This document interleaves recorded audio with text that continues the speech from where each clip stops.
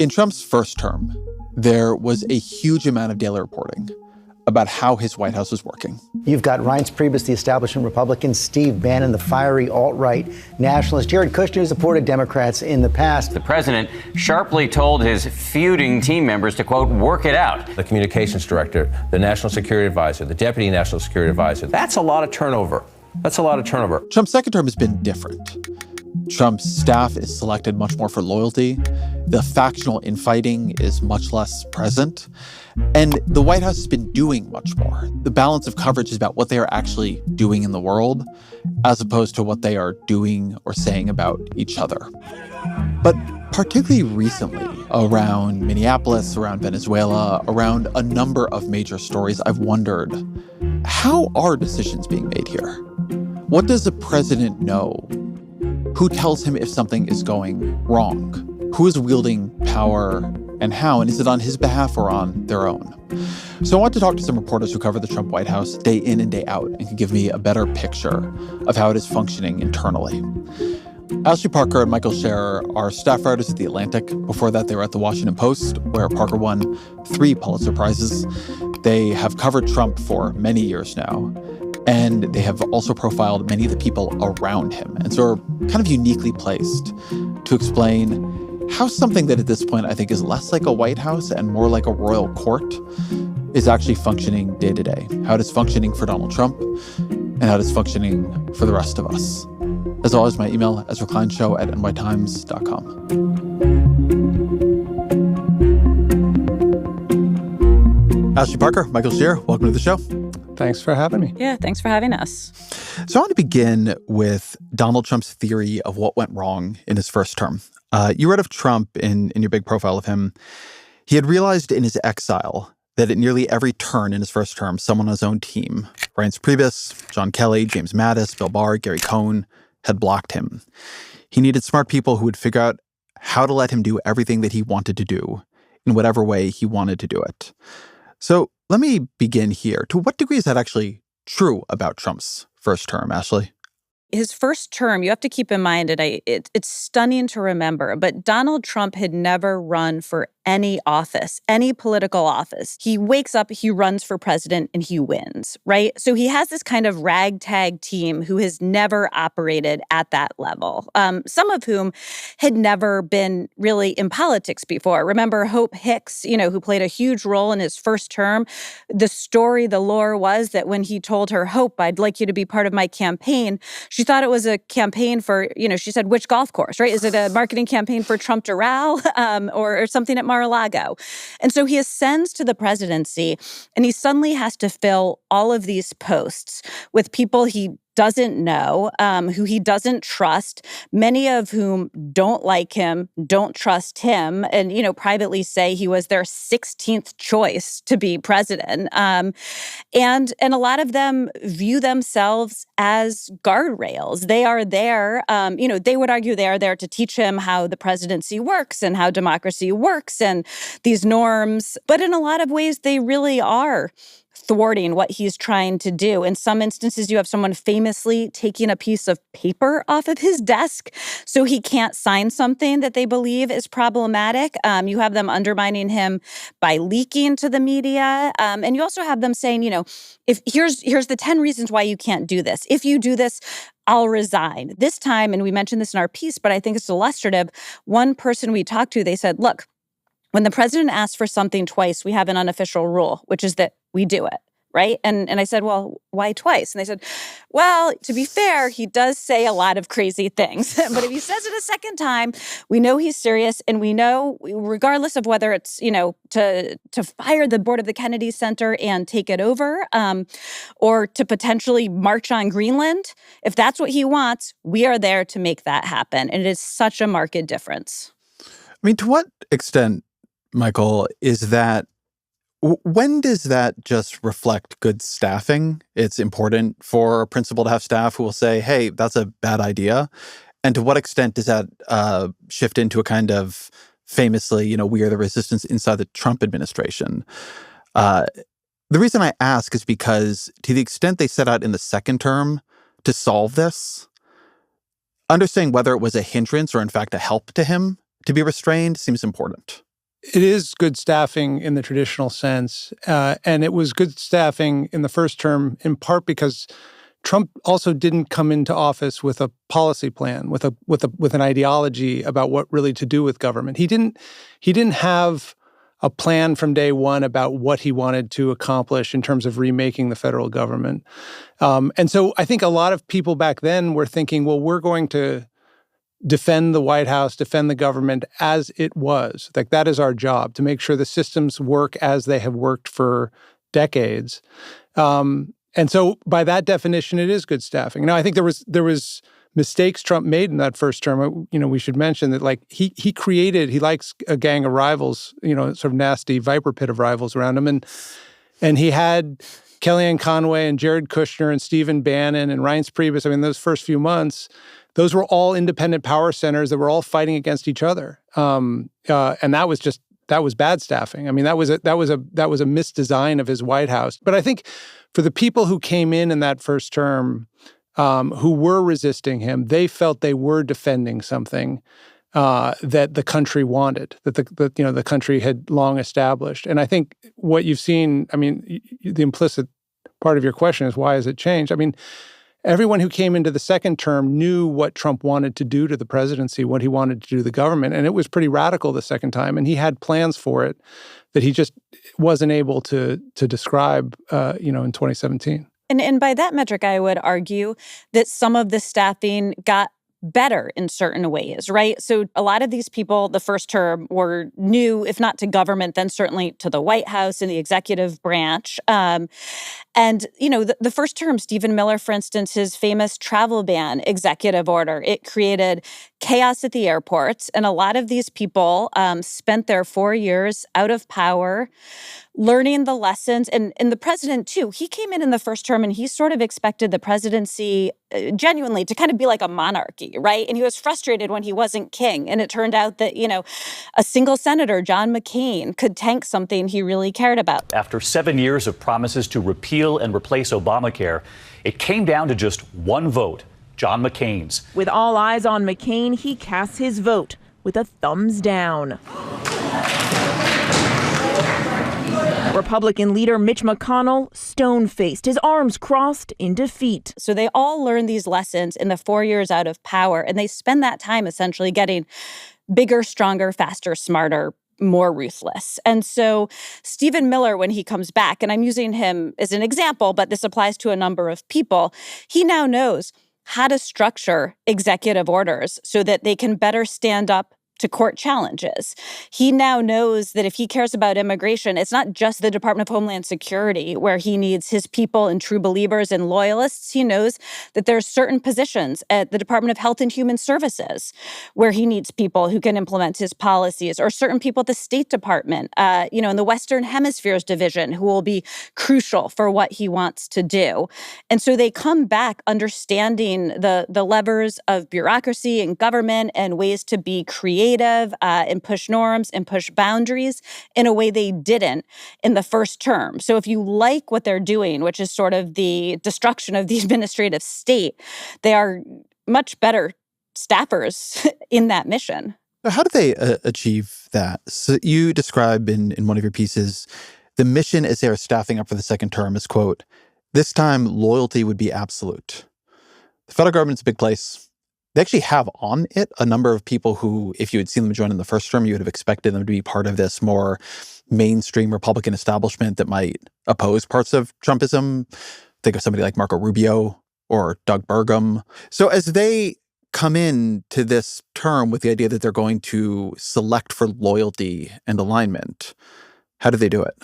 He has this great litmus test because of January 6th and the disgrace with which he left the White House, of who stuck around, of who was still willing to be seen with him at his worst moment, of who was still calling him after he'd done, what he'd done. And so that was, he just had a better, clearer idea of who he could choose from. And he was able then to make clear to all of them who they were working for. We reported that in the first term, Stephen Miller would go over to the Department of Homeland Security and say, I think you should do this idea, and everyone would walk out of the room saying, no, we're not doing that. That's a crazy idea. This time, if Stephen Miller gets on the phone with them and says, I think you should do this idea. You have to meet this benchmark of deportations this month. You have to go to Home Depot parking lots to pick people up. Kristi Noem and her deputies are sort of saying, he said, jump. We're going to jump as high as we can. That's our role. And I think you see that in every one of the major cabinet positions, that every one of them, you see in those cabinet meetings that Trump has started holding, it's fealty to the king. I mean, it's very much like a royal court, and they are all answering to them, not to their own bureaucracies and their own traditions. And that's just radically different than the first term, where he was constantly negotiating the interests of each one of these departments, the traditions of the Defense Department, the traditions of Homeland Security, the traditions of the lawyers in the Justice Department. He came in this time, he cleaned house wherever he saw doubt, and literally imposed loyalty tests to replace those people. And, Ezra, you mentioned Marco Rubio, right? Someone who seemed very unlikely to serve in a Trump administration. But the world changed between his first and second terms in the sense that in the first term, there was a sense that Trump, from not just the people around him and Republicans and voters and world leaders, but from everyone, there was a sense that this was an aberration and it was a fever dream. And then when even Joe Biden ran on returning to normalcy, right? And when Trump retakes power, when he comes back to the White House, and doesn't just come back, but he comes back after January 6th, there is a sense that Trump was not the aberration. Perhaps Joe Biden was the aberration. And this is where the country is. This is where the Republican Party is. And if you're someone like Marco Rubio, who wants to be a player in what is essentially the modern Republican Party, it instills, I think, a level of loyalty and a level of fealty. And those people who didn't like it, the Paul Ryans, the Mitt Romneys of the world, they left. You can tell me if this is wrong. But one thing that I have picked up on talking to people in the Trump White House, in the Republican Party, is that campaign, the 2024 campaign, particularly after the assassination attempt and then when he eventually wins, that the party's relationship, the way that people around Trump look at Trump seemed to me to change. I would say that I feel like Trump gets treated as the grand Ayatollah of the Republican Party now, that he's like, that they treat him almost like a mystic, that maybe what he's saying doesn't exactly make sense, but you can't really question it. You have to figure out what it really means. And it goes to the thing you reported, that if he says something twice, they do it, that it doesn't seem to me that anybody around Trump now sees it as in any way their job to restrain him or redirect him, even for his own good, that they treat him as a great man of history figure. Yeah, I don't think that's correct. It's not the case that it's entirely a sort of yes man White House. Now, I think the person we haven't yet mentioned, who's the most important person in this story, is Susie Wiles, his chief of staff, who stepped into the role that no one had been able to handle before. Every one of them tried to intervene and stop him from doing stuff. Every one of them burned out, sort of ingloriously. Susie, because she was there with him during his time in the wilderness after January 6th, because she was able to build the campaign that ended up winning, and because she's figured out her relationship with Trump in a way that I don't think anyone else who've ever worked with him at that level is able to go to him and say, I don't think that's a good idea, is able to put people in front of him who say, I don't think that's a good idea. I don't think it's a situation where he is not getting pushback. Now, that doesn't mean he always listens to her. That doesn't mean he doesn't, go ahead and do the thing he wanted to do anyway. I mean, one example of this was there was a debate over whether to pardon all the January 6th felons or just some of them, whether to not pardon the violent ones. And there were people around Trump who were saying to him, I don't think we should pardon the violent, the people who are actually beating on police officers and trying to hurt people. He overruled them. But a more recent example is the president said a couple weeks ago, I think we may have to nationalize elections in, 15 places, which is not what his government has, at least at the top, has been currently planning to do.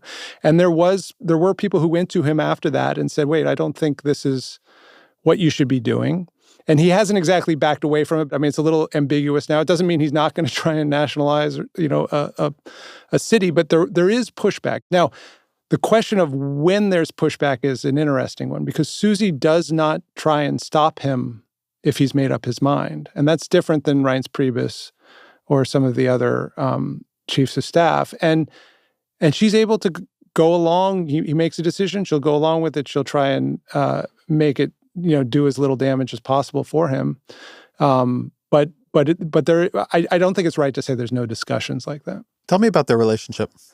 So I thought, one thing I've observed with Trump for a long time is that he is oddly better at taking instruction from women around him than men. I think if a man comes to him who's working with him and says, "No, you're wrong, sir. This is why," I think he can become a little more combative. We saw this in the first term, with Hope, with Kellyanne Conway, and some other, Sarah Huckabee Sanders, who could talk to him more frankly sometimes. Susie has talked about her own relationship with her father, who, some of this came out in that Vanity Fair piece last year, but her father was an alcoholic. She had to negotiate around sort of someone she could not control as a child, and she's not saying that Trump is an alcoholic, but she's saying that their personalities are not totally dissimilar. And I think she is very good at offering the president something that he needs, which is structure around him that makes sense, a process around him that makes sense, a superstructure that can actually execute on what he wants to do.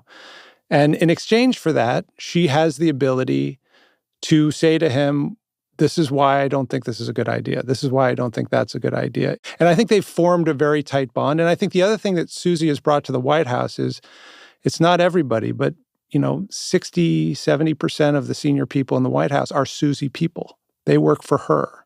And they're working for the president, but they are executing on her vision. And so that tension you had in the first term where you had 7 camps or 5 camps or 4 camps that were constantly warring, often through leaks to the press with each other about how terrible the other one was, has mostly gone away. And that's just an organizational superstructure that she's imposed.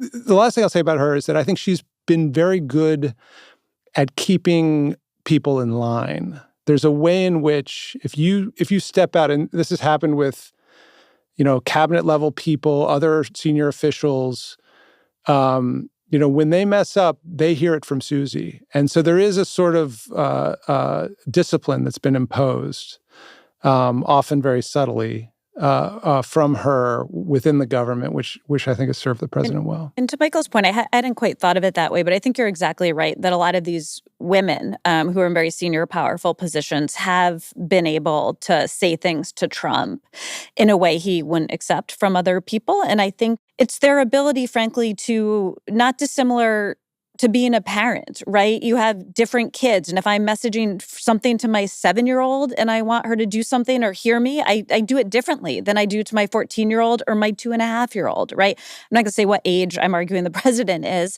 but all of those women sort of understood Trump, understood what he needed, understood, how to present him information. Maybe it's a poll you put in front of him, right? And say, look at this map of the country, right? Look at these states you need to win. And look where they are on the overturning of abortion. And because they understand that that's how he takes in information and understands it. And I think that's been incredibly helpful.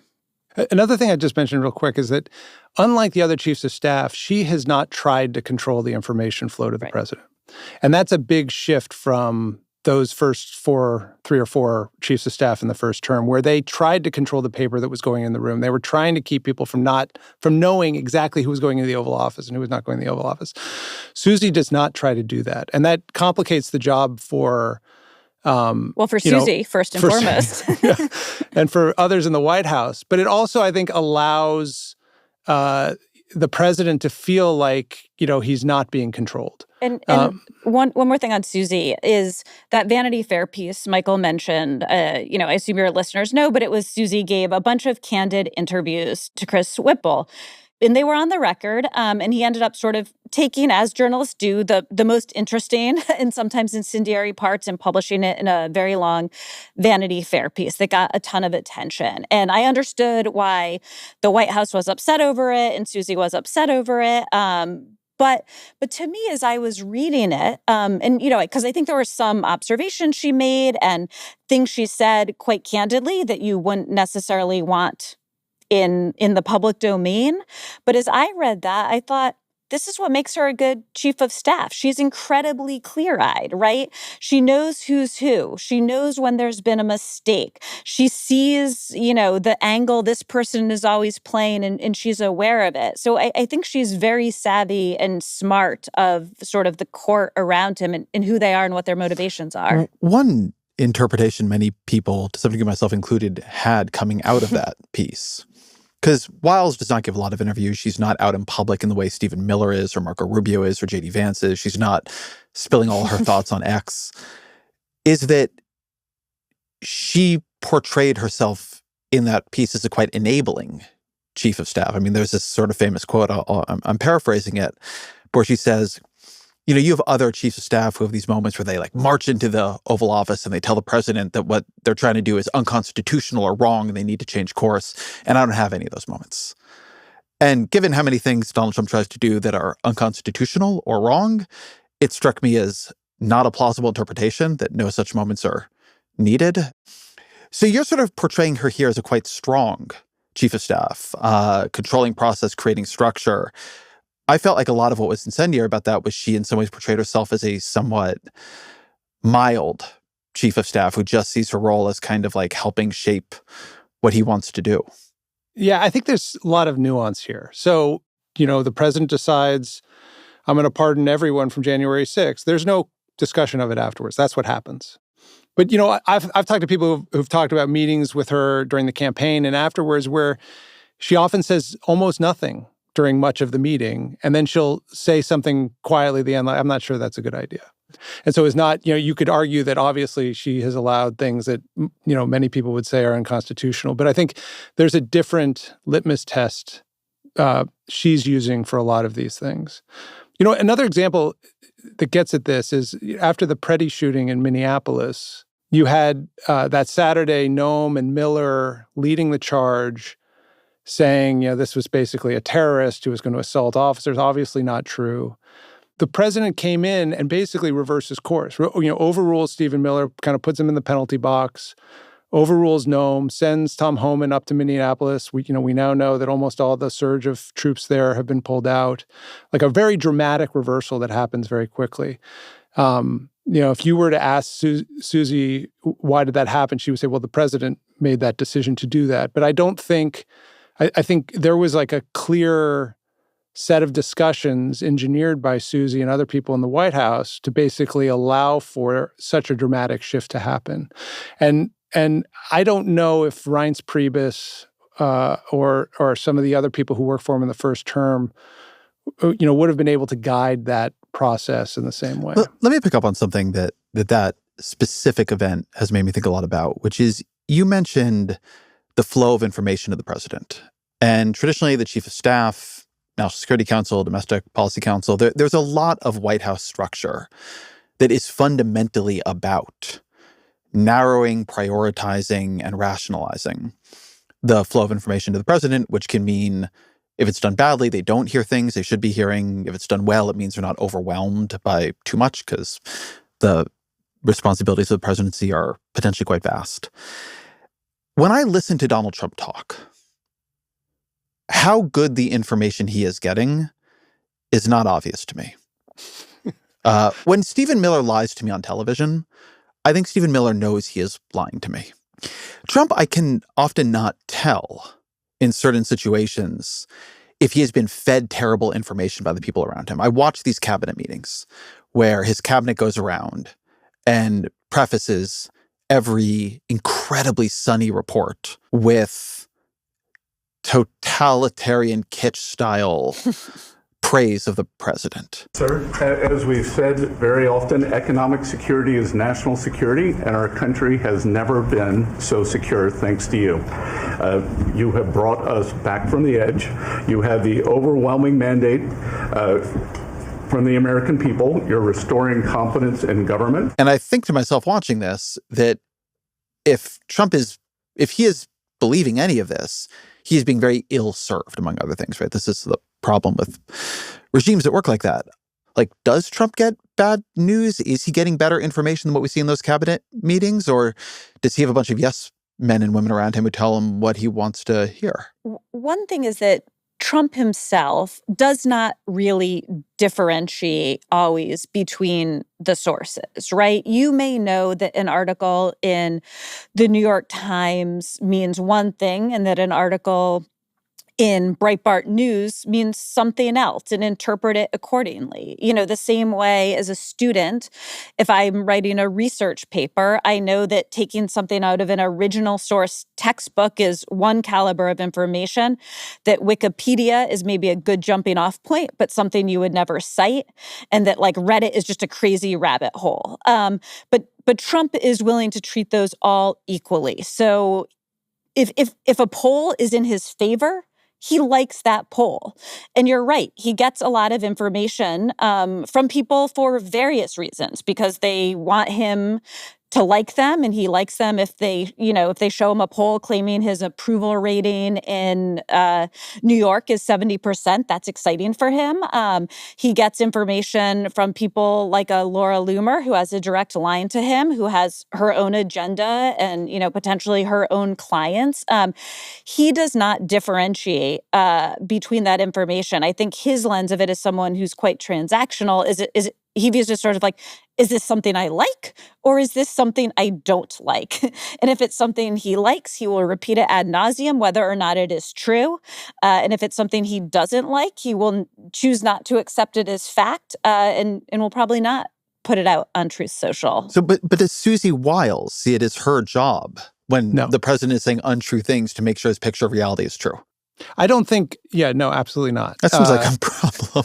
No, because I think you have to understand that the president has a different view of truth. I mean, he simply does not prioritize being accurate. As I was coming over here, I was listening to the president give a press conference about some EPA announcement he just put out, and he was talking about how we've had such great, job performance over the last year, like no one's ever seen before. Right. And we know that's not true. Like there were less jobs created last year than there were the year before or the year before that. It's just not true.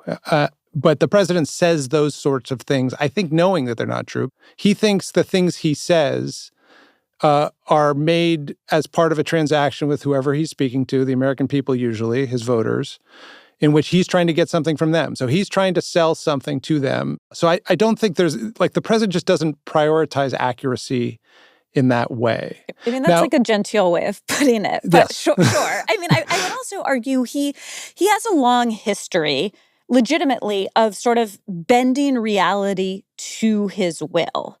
And that's tricky because, for instance, we should all say here, he lost the 2020 election. He lost it, right? But at the same time, he convinced a huge swath of the country that he was the rightful president, in exile at Mar-a-Lago, and that the election was stolen.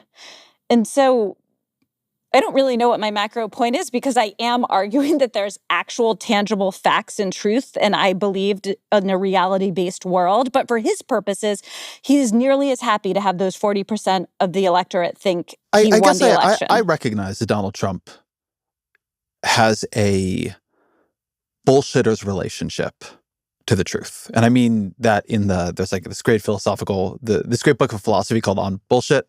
And it says that the bullshitter is different than the liar, because the liar is playing a game against the truth. The liar knows the truth and is calibrating against it. The bullshitter doesn't actually care about the truth. I conceive of Trump as a bullshitter. But part of the job of the White House staff is to make sure the president, whatever it is he is saying in public, knows what is true and what is not true. And it does not sound to me like what you were telling me is that the people around Trump understand that to be their job. I think that is not a priority of the White House staff. I think they feel like they need to present to the president reality in a way that would allow him to make good decisions. And I do think there is, quite a bit of effort that goes on inside the White House to channel the president. I mean, another example we could just run through quickly is there's been this fight going on in the White House for a couple months now to get the president to talk about the thing that'll help Republicans win the midterms, right? There's a big problem in the polls right now. The American people don't think their economic situation is getting better. They think he's spending too much time on foreign policy. They're not thrilled with the ballroom. They don't love a lot of the things he likes to focus on. And so they're trying to get him out and do speeches and things like that. He's been resisting that because he's simply more interested in other things. And so that conversation has been one in which people around the president have been trying to implore him to recognize what is just a fact. The midterms will be worse if Republicans don't figure out how to get on the right side of affordability and some of this economic messaging. And right now we're on the wrong side. Your approval rating is bad. That's just a fact. And the president is kind of negotiating with that. Now, that doesn't mean when the president speaks publicly, he's going to say anything negative about the way the economy is going now. He's going to say it's the best economy we've ever had. He's going to say any poll that shows Republicans doing bad is obviously false and the lie. So he'll say lots of false things publicly. But that doesn't mean there's not that private conversation going on and that private argument going on, behind the scenes. So you describe Susie Wiles as the center of the White House, obviously beyond the president. I was naturally going to move on to Stephen Miller. I want to ask you about a couple of the figures here and the role they play, but let me actually have you decide in which direction we move. Who has the most influence next? I would say Stephen Miller is the right direction to move. I'm curious what you think, Michael. I think for domestic policy, yes, Stephen Miller. For foreign policy, you may go to Marco. With a little dash of Stephen on foreign as well. But let's talk about Miller. Miller often, he's been described to me, and I sometimes describe him as seeming like the prime minister of the administration. He seems like the person running policy. You did a great profile of him not long ago. What is his role? So formally, he's the deputy chief of staff. Informally, I think the president's described him as being at the top of the totem pole. And when he says that, he's talking about policy. And that means he's involved in all the foreign policy discussions, or almost all of them. He's involved in basically leading the immigration policy discussion. He was deeply involved in many of the, disruptive executive orders from the first few months, the crackdown on universities. You just list off a lot of the stuff that happened in those first 100 days that caught everybody off guard. He was driving a lot of that. He was writing a lot of those executive orders. And then I think the other role he plays is he is the voice, he's the sort of accelerant in the White House, the voice that's always like adding more fuel to whatever fire is happening and saying we have to go harder, we have to go tougher, we have to do more of this, we can't give up, we can't surrender, we have to push through this stuff. And so in that way, he influences a lot of things. I mean, like any discussion that's going on, he's going to add more fuel to that fire, more kindling. He's going to go on and say something like, ICE agents have total immunity. And so suddenly, CBP officers or ICE agents up in Minneapolis feel somehow freer to, push the bounds of what is legal in their behavior. And he's accelerated that tension. I mean, I think the most jarring thing he's done was after the Charlie Kirk murder, give, a speech that everybody should watch at his funeral, in which he basically described this like clash of civilizations, this like full-on war for the future of humanity between the left and, his side. They cannot imagine what they have awakened. They cannot conceive of the army that they have arisen in all of us. Because we stand for what is good, what is virtuous, what is noble. And to those trying to incite violence against us, those trying to foment hatred against us, what do you have? You have nothing. You thought you could kill Charlie Kirk? You have made him immortal. It was like a call to war speech. And I think he brings that attitude to the whole conversation inside the government. In our profile, we described him as the pulsing id of a president who is already almost pure id. And, I think that's just another way of seeing him is that accelerant. And one of the first ways we, the nation, kind of collectively glimpsed it was during Signalgate, right? Where our boss, the editor-in-chief of The Atlantic, Jeffrey Goldberg, is inadvertently added to a private signal chain of Trump's top people discussing a bombing campaign in Yemen. And this is fascinating for a number of reasons for what it reveals, including just the sheer sloppiness to add a journalist to a private signal chain with essentially classified information. But to me, even then, even before I started reporting on Stephen Miller and came to understand the true scope of his power and influence, was that in that debate, you have the vice president and Pete Hegseth, the defense secretary, and, all of these top people going back and forth. Stephen Miller is in that chain technically the lowest on the totem pole, right? He's not elected. He's not Senate confirmed. He's not a cabinet official. And at one point, Stephen Miller weighs in, and I'm paraphrasing a bit here, but he essentially says, look, as I understand it, the president gave the green light, to go bomb Yemen. And then everyone's just like, oh, okay, let's do it. And they do it. And when we were talking to people in the White House, it became clear that a directive from Stephen Miller is viewed as a directive from Donald Trump himself. You described Miller as like the pulsing id of a presidency that is already pretty heavily id. But what feels very different about Miller and Trump is that Trump feels loose and intuitive. Miller feels highly ideological, highly ideological, and highly structured. That to the extent he's an id, he's a organizationally very capable one. What is his theory of the state, of wielding power, of the administrative role he has? I think it's more developed than the president's. I don't think the president is a very ideological person. I don't think he reads, Claremont Institute papers or has a very sophisticated view of, the drift of the Constitution over the last 30 years and what needs to be fixed. He knows what he wants to do. And I think Miller's role then is to fill in a lot of those blanks, and he has operationalized a lot of what the sort of emerging institutional MAGA world has started to argue in the last 5 years, which is basically an argument that says, the way the government has been behaving over the last 20, 30 years is way outside of what the Constitution was intended to do. And we have to correct for that by doing things that, for most observers in Washington, I think, for definitely Democrats, looks extra constitutional. Dramatically expands the power of the executive branch, involves the executive branch and the federal government in things that conservatives for decades never wanted the federal government to be involved in, university speech codes and private businesses. One thing I just want to add here is that the president, I think, kind of adores Miller, sees him as very useful, has definitely hugged him and empowered him. It's also true that the president has held Miller at a kind of ironic distance at times. And you've seen this in the Oval Office. He'll say, he'll joke about how we don't really want Stephen to say everything he believes. I want to thank Stephen Miller, who's right back in the audience right there.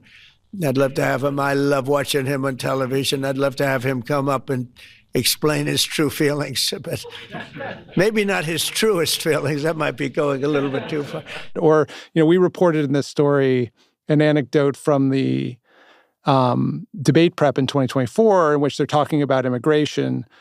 And, Miller was speaking about what the answer on immigration should be. And the president, I'll paraphrase, said something like, well, if you had your way, Stephen, everybody in this country would look like you. And Miller answered, that's correct. And then went back to debating immigration, right? He sort of said that's correct and then went back to his debate. But his broader view of government is a sort of maximalist view, right? It is to push and push and push until you get any blowback. And then and then to push again even harder in maybe a slightly more creative way or a slightly tweaked way. But, he got a lot of attention for something he said to Jake Tapper. And this was in the aftermath of the toppling of Maduro in Venezuela, as it looked like the United States might be interested in taking Greenland by force. And Stephen Miller's view, which was he was articulating a foreign policy view, but I think it can be applied to government, the bureaucracy, the administrative state, was he basically just said, You can talk all you want about international niceties and everything else, but we live in a world, in the real world, Jake, that is governed by strength, that is governed by force, that is governed by power. These are the iron laws of the world that have existed since the beginning of time. And essentially, we are going to do that unconstrained by laws and the Constitution and societal niceties and norms. We are going to do what we want to do until essentially we are all but physically stopped from doing that. Do they believe this particular strategy is working? I mean, we were talking a little bit earlier. Donald Trump is unpopular. He's quite unpopular at this point. Republicans are getting routed in elections that are in any respect competitive all over the country. They are underperforming in elections that are not competitive. Like, the White House walks with a lot of swagger. But if you were to judge it by most normal ways of thinking about a White House, how much legislation is getting passed, how many consequential rules are being finalized, how's the president's polling, how do the Republicans look in the midterm elections, like this strategy of relentlessly smashing through the Overton window is not like moving the country, it's mobilizing opposition. I think there's an enormous concern in the Republican Party right now and inside the White House about the way things are going. And I think we do have the beginnings of a recalibration. I don't think it'll be a recalibration that changes much, and I don't think it's one that most Americans will probably notice. But, I mean, to go back to the Preddy shooting, that policy of having roving bands of Customs and Border Patrol agents militarized go into American cities and break windows of cars and, crash into protesters and shoot people was one that was directly driven by Stephen Miller. And when a guy got shot in a way that anyone who watched that video was horrified by, or should be horrified by, Miller was put in the penalty box. I mean, that's what happened a couple weeks ago, right? So what does it mean when you say that? What does it mean that Miller was put in the penalty box? It means Tom Homan, who had sort of been on the outs inside the White House when it came to immigration policy, had been warring with Kristi Noem. Tom Homan was put in charge. And Homan is not someone who, is going to stop arresting and deporting people, but he is a much more by the book, let's do it. Let's arrest people at jails. Let's arrest people with cooperation with local officials. Let's de-escalate the situation type guy. And Miller, if you look at what he was saying in those days immediately after Homan goes to Minneapolis, he was looking for cover. I mean, he puts out a statement earlier that week where he says something like, well, it looks like CBP didn't follow their own policies. And we're looking into that. I mean, he was trying to distance himself from this thing that he had pushed for. That he had ordered up, yeah. But again, to Michael's point of both things can be true. There is, in some areas, a bit of a recalibration, but the reason that recalibration will not be felt in a super meaningful way by the country is because only Stephen Miller makes Homan look like an immigration squish, right? Yeah. By any other metric, we could be here doing a podcast about how Tom Homan's is so extreme and far right on immigration. What is J.D. Vance's role? I think Vance is sort of a hybrid. As all vice presidents are, he's one step removed from the structure, like the core structures. He doesn't have any direct brief. But he is a part of the senior strategy meetings. I mean, he is in the room. He was on the Signal chat, when they're talking about what's going to happen next. So he has a political role where he's, out and about carrying the president's message to the country, increasingly carrying a message that hopefully serves him well, I think is his hope, for his own political future. I think he sees himself as as someone who is trying to bring sort of an ideological, intellectual order to what the president has brought to the country. He's trying to like be the glue that connects Trump's whims and interests and desires to some theory of governance and theory of what the country should be doing. And then the last thing he does is he's kind of a troll. I mean, he's like a chief troll for the White House. Like Stephen Miller, he's out there a lot, pushing the bounds, owning the libs, getting on fights on Twitter, things like that. Your point about him being a chief ideologist, is that how Trump sees him? How has their relationship evolved over the course of the administration? I mean, one thing that has helped their relationship, or not even in the administration, but just going back to how he ended up becoming Trump's choice to be vice president, is there are a group of mainly young men around J.D. Vance, including Donald Trump's oldest son, Don Jr., who he is sort of legitimately friends with. And these guys, a lot of these young men, they came up under Steve Bannon, and they were there with the president in the first term and were part of the faction that was actually legitimately loyal to Donald Trump. And so he's sort of part of this coterie, this crew. A lot of them, J.D. Vance was also very close to Charlie Kirk. And so he comes with his sort of MAGA Trump bona fides, after you get over the stuff he said about Trump previously, which he's claimed he has evolved and he understands more clearly. And so in that way, Trump trusts him. I haven't heard much tension between Vance and Trump. I don't think there's tension. I think they get along fine. I think Vance is busy. I think he's doing stuff to help the president. I think the unspoken tension that is there is that, Vance clearly is the next guy up in 2028. And it's not clear Trump's going to be there for him. We just don't know how that's going to play out. It's not clear that Trump sees Vance as his clear successor at this point. And so I think that's sort of the, an undercurrent tension there. Trump has kind of, so far at least, thrown a jump ball between Vance and Rubio, which should surprise no one who just knows Trump's flair for the dramatic. Of course, he would not anoint an obvious successor. Rubio, to me, has been one of the more surprising stories in the administration. He is considered for vice president, doesn't get it, gets Secretary of State, which is, of course, a tremendous job. Early on, there's a lot of memes about him looking uncomfortable at different events. SNL makes fun of him. Becomes national security advisor, as well as Secretary of State. Tell me about Rubio's arc here, his role as power, his relationship with Trump. I'll speak to one turning point early that I think gets missed, because you're right. I mean, many of us are old enough to remember little Marco in 2016 running against Trump and being sort of viscerally appalled by everything Donald Trump stands for and represents. I will never stop until we keep a con man from taking over the party of Reagan and the conservative movement. He's a con man. So he's not an obvious choice to be in Trump's administration in any way, shape, or form. And he gets in, and it's gonna, it's kind of interesting to see what he's gonna do. And early on, this is during the Doge era and the, best friendship with Elon Musk era.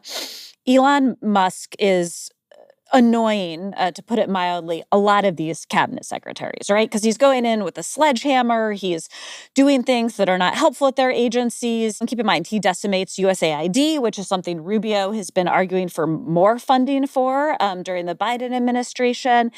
And Rubio sort of had enough. And in this private cabinet meeting, he just goes head to head with Elon Musk and really stands up to him and goes after him and says, what you're saying is bullshit, essentially, and you're hurting things. And there's a few other cabinet secretaries, Sean Duffy among them, who also take part in this. But someone told Michael and I afterwards that in Trump's eyes and estimation, that was a real turning point. And again, this is someone who, even though there aren't the warring factions this time that there were in the first term, this is someone who likes a cage fight, right? I believe we're actually having a cage fight or something close to it on Trump's birthday as part of America 250 on the lawn of the White House.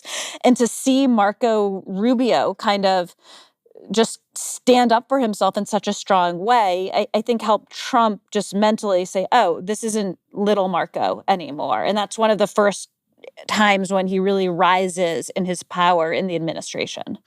But I guess one of the surprises to me about Rubio's ascendance is if you think about the way Trump described MAGA, if you think about the way the sort of ideologists around Trump described MAGA, one of its primary differentiators from the Republican Party before it is non-adventurous in foreign policy. It's borderline isolationist. It's America first. It's not, concerned with all these niceties. And you would have described Rubio as representing a much more traditionalist Republican foreign policy. And it's not crazy that you would have Rubio there as representing a somewhat different view. The consolidation of power under Rubio seems pretty distinctive. That Rubio drove a lot of the Venezuela policy that represents a longtime Rubio obsession seems distinctive. Why have they put so much under someone who didn't seem like a natural fit for, this administration? I remember being in Rubio's office in 2013, I think, doing an interview with him about why we needed comprehensive legal immigration reform and a path to citizenship. So Rubio has really taken a journey. And I don't think it's entirely craven on his part. I think he evolved independent of Trump after Trump won in 2016, after he lost that election. But Rubio has come to be much more of a nationalist. I think in important ways he has come to the Trump view on a lot of this stuff. I think internally, when it comes to Russia, he is the hawk in these discussions. He's the one sitting next to Witkoff saying, wait, we don't really want to trust Putin on all this stuff. This is not a guy to be trusted. But he is very much driving, as you said, this hemispheric view that the president came into his second term with in this idea that the U.S. needs to project its power south. And, he's long pushed for basically a change in the regime in Cuba. And I think he's pushed it as Venezuela, as a sort of stepping stone to that. But the other thing I think about Rubio is in a similar way to Susie, and they're very close. They know each other from Florida. I think if Susie had gotten to choose, Rubio would have been the vice president, not J.D. Vance. Rubio understands how to advise the president into getting him what he thinks he wants, while also trying to help him avoid, pitfalls. And he's earned the president's trust during that process. But he's also very deferential. He's not the guy saying, no, you can't do this, slamming the table. That's not his role in this process. And one thing that I think is misunderstood about Trump, but that has allowed Rubio to have a big influence in foreign policy is Trump is not sort of the pure, say, Rand Paul isolationist that a lot of his base hoped he would be or understood him to be. Trump's aversion is to sort of these, he ran on a promise to end forever wars, the war in Iraq and the war in Afghanistan, and sort of using American boys and girls to export democratic values abroad. But he is open to, now we can sort of say it's the F around and find out doctrine. But before that, it was what I thought of as the one and done doctrine, which he was actually quite open to these short kinetic bursts of force, right? So a single powerful, ideally in his world, kind of looks like a badass video game strike on Iran. And even what happened in Venezuela, and we may see the secondary and third level consequences, right? But was a wild success for the American military, right? It was a quick, precise extraction of a president who everyone agreed was a quote unquote bad guy. And again, he is open to those sorts of foreign policy adventurism in a way. One thing that seems true to me about the Trump White House is that there are, even at the high levels, there are people who give orders and people who take orders. And, we were talking about Stephen Miller a minute ago. Stephen Miller is clearly somebody who gives orders. Rubio seems to me, you can tell me this is wrong, like he is in the, listens to Trump, but gives orders role. He's very, very powerful. Some of the other boldface names in that orbit, Pete Hegseth, Tulsi Gabbard, are they in the gives orders or are they in the takes orders category? Well, I think they're very different. I think Hegseth had a very rough first year. And, when we interviewed Trump, last spring, Trump was talking about Hegseth as like a kid who's trying to do well but just hasn't figured it out yet. That was sort of the tone of the conversation. I think Trump likes Hegseth on TV. He likes the aggression from Hegseth, like the sort of anti-woke reformism, the machismo that Hegseth's trying to bring to the Pentagon. But I don't think Hegseth is much of a senior advisor on this stuff. I think, the head of the Joint Chiefs, General Kane, is probably, more in Trump's ear when it comes to those things. But Hegseth has earned his place as, sort of a cabinet member in good standing. Tulsi Gabbard is different. I mean, she really lost her place early on. And she ends up at an agency, the DNI, that the president's been skeptical of. It's a post 9/11 agency that others, in government have said, we're not really sure it's the right structure anyway. She had some missteps last year. And because of her tensions with the CIA, she's been cut out of a lot of, these national security discussions. She's off doing investigations of election technology in Puerto Rico and things like that, or showing up in Fulton County. So I wouldn't put her in that same, top tier, although she is sort of trying to win her way back into the president's good grace. I mean, I want to note the way you do that, right? Which is by the way at least Gabbard is currently doing it, as I understand it, which is by really going hard in backing Trump up in various conspiracies, right? The Director of National Intelligence, the way you can win back the president is bad information, and supporting it as a strategy seems very revealing to me. Or look at Pam Bondi's recent hearing, right? I mean, she is trying to win her way back into the president's good graces by just sort of going hard at Democrats and all of his rivals. Have you apologized to President Trump? Have you apologized to President Trump, all of you who participated in those impeachment hearings against Donald Trump? You all should be apologizing. And then at one point, during that hearing, as a sort of non sequitur, talking about how great the Dow was. The Dow right now is over. The Dow is over $50,000. I don't know why you're laughing. You're a great stock trader, as I hear, Raskin. The Dow is over 50,000 right now. Trying to turn a House Oversight Committee into what we just discussed as a Trump cabinet meeting, right? I'm just going to praise the president. That is how they do it. The president's fundamental characteristic is that he's transactional in everything he does, in every interaction he has, in all the macro ways he lives his life. He's always trading to get some benefit for himself. And the way that manifests in the White House is that it functions more like a royal court would, like a sovereign. Like you have the courtiers who come to the parties and try and please the king in various ways, and the president is constantly asking to be pleased. And so that is from the cabinet level, more so than the White House staff, because the White House staff works for Susie. It's a different structure, but the cabinet level, a lot of these people are constantly trying to figure out every day how to please the king and what they can do to please him. And part of that is performing, owning the liberals in a TV interview or a hearing, or, announcing some new initiative for him. Part of that is delivering these policy things. Part of that is doing the things that Trump knows the Department of Justice would never have done in the first term because they're, way outside the bounds of what's normal, or the Director of National Intelligence would do in the first term. And that's the system he's built up. He wants everybody, like those long cabinet meetings that you described are like the performative part of the whole structure. Like that's the public version of it, but that's happening all the time. Cabinet members are constantly just hanging out at the White House so they can be around the guy, just so they can get FaceTime, because if he's thinking of you, that's good for you, And that's not, Barack Obama ran a government like a corporation, he wanted to be efficient, he wanted to be effective. He wanted all the rules to be followed. He wanted a process, and everyone was playing their part. But it was not about pleasing him. Obama was not asking people to please him every day. One thing I often wonder about Donald Trump, both because of what I see and then what I hear, is whether he is busy.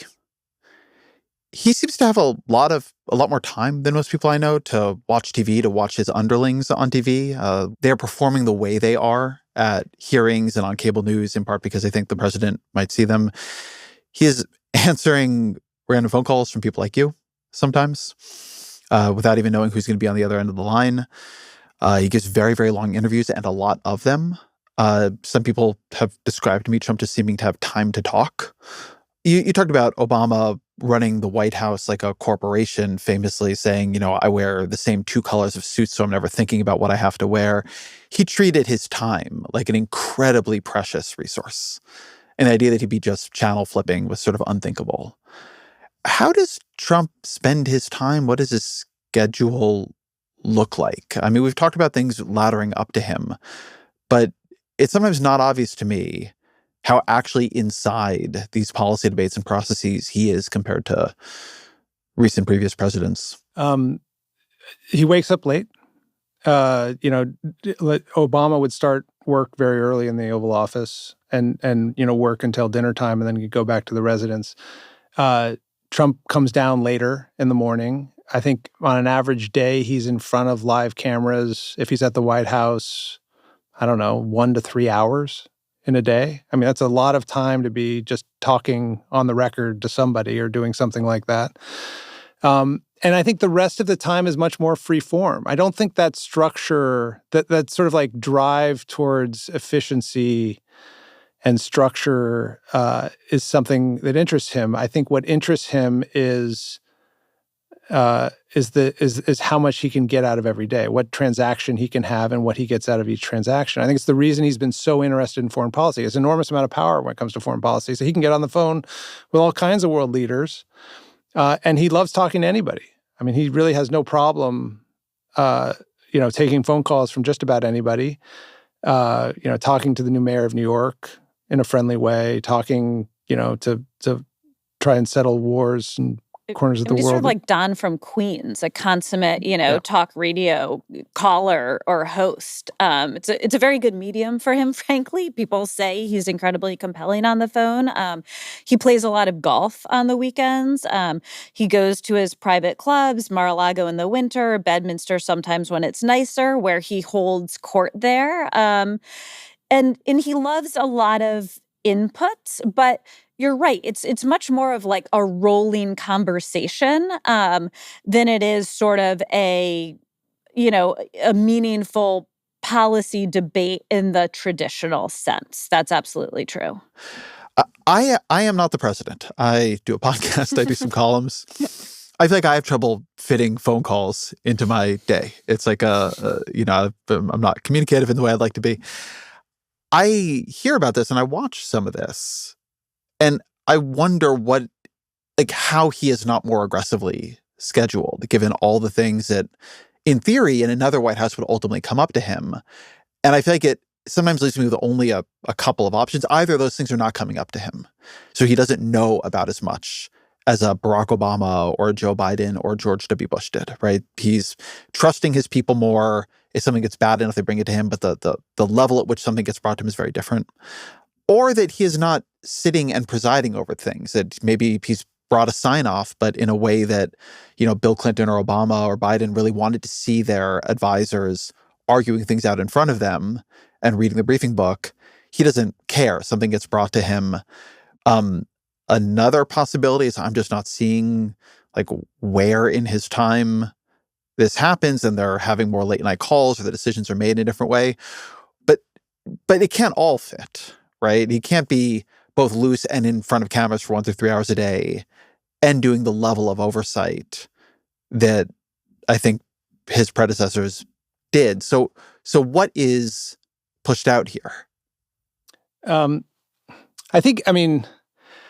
presidents have done this differently. I've heard, especially since the last election, quite a bit of criticism from people who work for Biden about how little they engaged with him when they were in the White House. And he had basically built a structure there at the end of his term where he would weigh in on things, but he wasn't at the center of most of the discussions going on, and that may have hurt the Biden administration.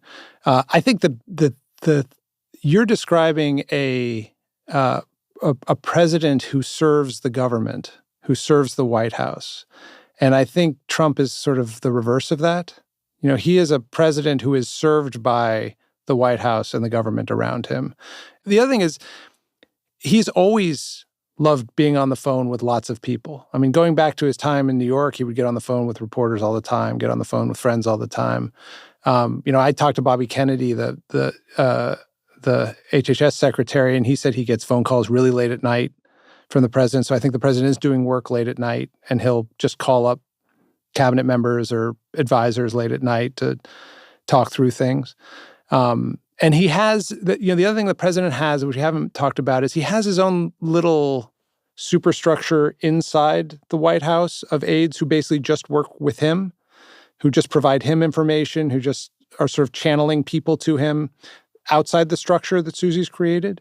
And so I think he's operating in that world as well. And that includes contact with lots of his friends, contact with business executives, contact with, donors. I mean, the amount of time he spent in this first year on planning events for, America's 250 celebration, a new ballroom, redoing the Kennedy Center, fixing golf courses. I mean, you could just go on and on, like redoing the Oval Office, putting signs up on the colonnade. I mean, he's spending all this time doing stuff that no president has ever spent time doing, but he loves it. And that's what he chooses to do. Reasonable people can argue that they would prefer their president to spend that time differently, right? I mean, as Michael was saying, Trump can get incredibly in the weeds. We have had people say to us, when he is redesigning the Oval Office, he is the one who is looking at the different shades of gold inlay, right? And which one should go here and which type of chandelier, and, a meeting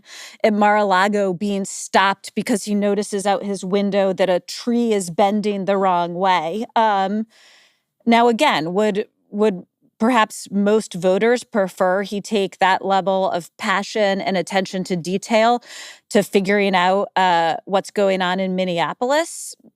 Absolutely, potentially. But he does have that capacity for what he cares about, and what he cares about is often not the policy weeds. Does that lead to a deficit in what he knows about inside his own administration? And here I don't mean, is he reading in the way that Obama or Clinton would have on policy? I mean that the administration has a series of very, very, very major projects going on. I mean, tariffs and Venezuela and ICE and CBP enforcement and things that are transformational and disruptive and in some cases violent and in all cases consequential. And the way that many presidents would handle a series of things like that is they would want to be on top of that process and have constant updates coming to them. I guess the question I am getting at here is, this seems like it is a much less structured policy process than we are used to. So correct. Is what is suffering in that what the president knows? Or is it the president actually doesn't want to know more than he does, and the way things bubble up to him is more associative and precise than it would have been at another time? I mean, it's a president who governs and rules on sort of raw, visceral gut instinct. And Michael said he's very transactional. A way I view it that I think is helpful in understanding him and explaining his contradictory impulses is he is someone who is always trying to win the minute, the hour, the day. He is trying to win over and woo the person directly in front of him, which can send him at times careening. I can remember him talking to dreamers, and then the sheriffs get brought into the Oval Office, right? And he has a totally different message. But when you look, and again, I did not cover Barack Obama's presidency nearly as closely as I covered the Trump one, but my sense was that Obama ran his White House too, sort of like the constitutional law professor that he once was. If he was doing something on trade, he would want to hear all different inputs in a very structured way from economic experts, et cetera, all of the relevant people, synthesize all of that very granular information and make a decision, right? When you look at some of Trump's trade things, which sometimes are announced, like much in his administration, in the middle of the night on Truth Social, that may not have been vetted by anyone. It's tariffs against French champagne because I am angry at Macron, right? Agree or disagree that that's a good way to lead a country. You don't need a rigorous policy process for that, especially if the next day you're going to undo all of those tariffs because something else has changed. There was a line in the Obama White House that they would say a lot, that any question that ultimately makes it to the president has no easy answer, that all the easy answers were already made below him. I don't think there are many questions that make it to Trump that Trump doesn't think are easy to answer. I don't think he's spending a lot of time, like to Ashley's point about gut instinct. I think he gets a presentation like, okay, we're going to do that. He doesn't need to read the source material. He doesn't need to go back through the history of things. Bill Pulte, who runs the Federal Housing Finance Organization, I don't know the proper name for it, will come into the Oval Office with like poster boards. I've been in the Oval Office in the first term and seen briefing documents for the president for Trump about a policy thing that are basically like, 100-word on a page bullet point things they're not detailed. It's like, here's like the 5 sentences you need to know about this thing before you make a decision. Not here's the 500 pages you need to know. Yeah, like a science project diorama, right? It's like, here's how dinosaurs went extinct. The asteroid, it's that. I mean, it's just not the same kind of whereas Obama, if you're comparing him to him, is really in the weeds of, economic theory and I mean, you did healthcare reform. I mean, there's nothing like Obama understood that bill. I don't think Trump has the same level of understanding of the big, beautiful bill. I mean, he knows there's no tax on tips, but he doesn't know exactly what the SALT compromise was. He knows it's big coming and out of beautiful. Yeah. I think that's the place to end. Always our final question. What are 3 books you'd recommend to the audience? And Ashley, why don't we begin with you? So I'm going to say The Secret History by Donna Tartt, which is just fantastic classic. This next one is a little bit of a cop-out, but I'm going to recommend an author and say any book by her, Anne Pachette. I will just read anything she writes. She just does wonderful, beautiful, modern fiction. And since we're talking about Trump, and I am married to him, my husband, Mike Bender, who's also a New York Times reporter, he wrote a Trump campaign book called Frankly, We Did Win This Election, the inside story of how Trump lost. But I would recommend it because it's great. I'm biased, but because one of the things he does is he talks about the front row Joes, and he has these vignettes on Trump supporters. And if you want to understand really who his base is and why they stick with him, this is the book to do it. So those are my 3. Michael? If I had a 4th, I'd put Bender's book there. Thank you. An Image of My Name Enters America, which is a book of essays, sort of personal essays by Lucy Ives, came out a couple years ago. I read it last year and I had so much fun. It was the most fun I've had reading a book in a long time. There are essays about pregnancy, about unicorns and being a young girl, about love, about sort of growing up. You're such a feminist. Yeah. Palimpsest by Gore Vidal. Came out a while ago. I just read it recently. I can't believe I've been in D.C. so long and not read it. It's hilarious. It's totally R-rated and often inappropriate and often very vicious and about as good a memoir of D.C. as I've read. And then the last book is a book I read a long time ago, but I always recommend it to people because I think it's like the best example of literary nonfiction I've ever read. It's a book called Blood by Douglas Starr. And it's actually a history of blood, which is not something I would ever have thought I wanted to read. But it starts with a blood transfusion in 17th century France between a madman and a calf. And then it takes you through, how blood revolutionized how we fight wars and and the AIDS crisis. And it takes something that's like a part of all of our lives and tells it to you in a narrative that is pretty remarkable. Ashley Parker and Michael Scherer, thank you very much. Thank you. Thank you.